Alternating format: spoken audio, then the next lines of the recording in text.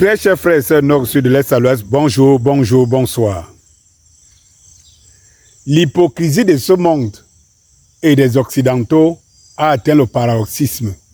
Heureusement que quand la nature, tout est cyclique et que quel que soit ce qu'on fait, on finira par payer ou on finira par descendre sur terre.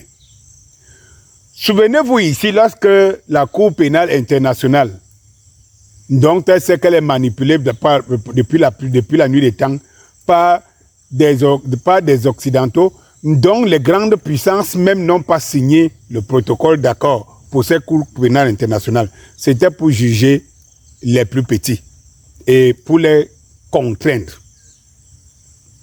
Cette Cour a osé condamner, a osé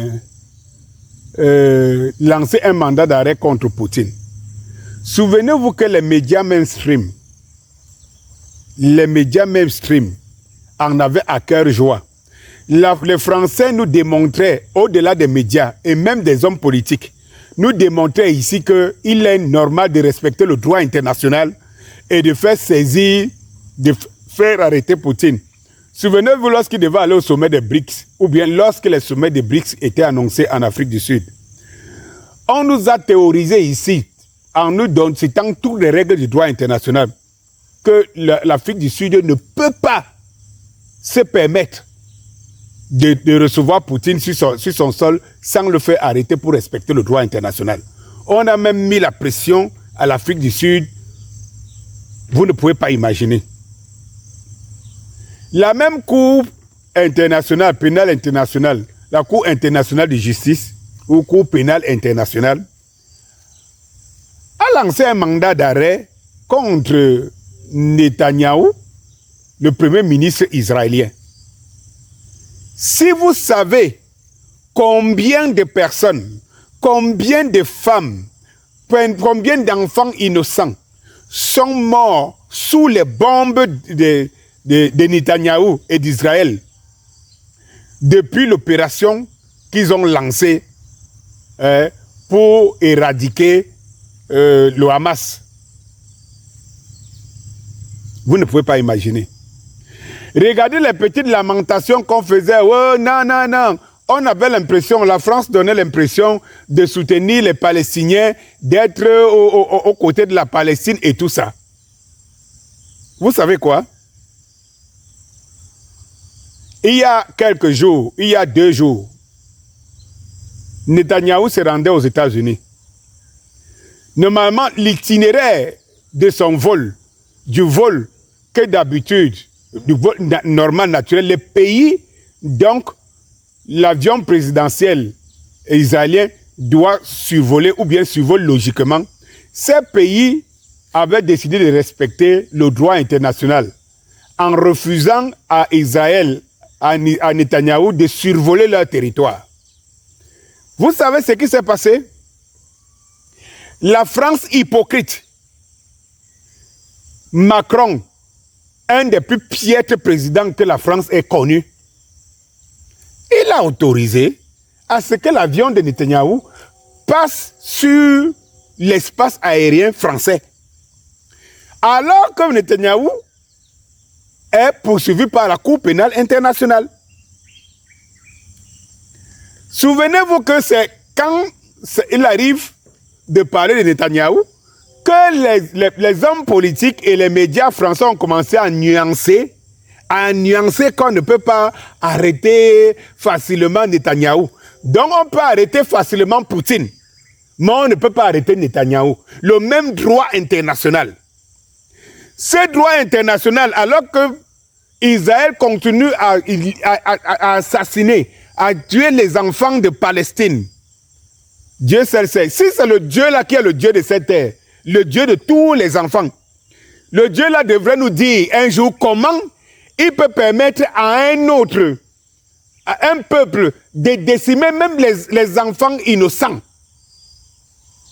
aux yeux de monsieur tout le monde, sous le regard de la communauté internationale et qui nous brandit tous les jours le droit international. Lorsque vous voyez ce qui s'est passé, on vous dit qu'en moins de 3 semaines de bombardement, Israël avait déjà lancé l'équivalent de ce que la Russie de Poutine a largué en Ukraine comme bombe au but, l'équivalent de 6 mois en 3 semaines dans une petite bande comme ça. Vous savez très bien que Gaza, c'est une petite enclave comme ça, là, c'est un enclos, quoi. C'est une prison à ciel ouvert. Et quand vous dites qu'on a largué l'équivalent de ce que la Russie a largué en 6 mois en Ukraine. Sauf que Poutine, lui, il a collé un mandat d'arrêt international et que le droit international, la communauté internationale, le droit international est respecté et que le criminel de guerre, Netanyahou, malgré les petites intégrations, le petit wayo que Macron faisait dernièrement en faisant croire qu'il n'est pas d'accord de ce qui se passe en Palestine. Personne ne parle plus des morts palestiniens.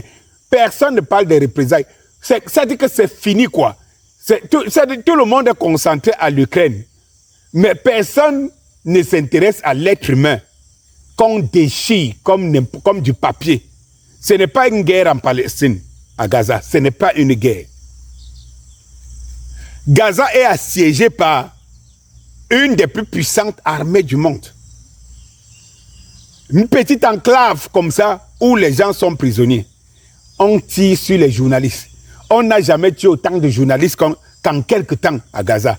On n'a jamais bombardé autant des sièges des communautés, des associations et de la communauté internationale comme on l'a fait, comme Israël l'a fait.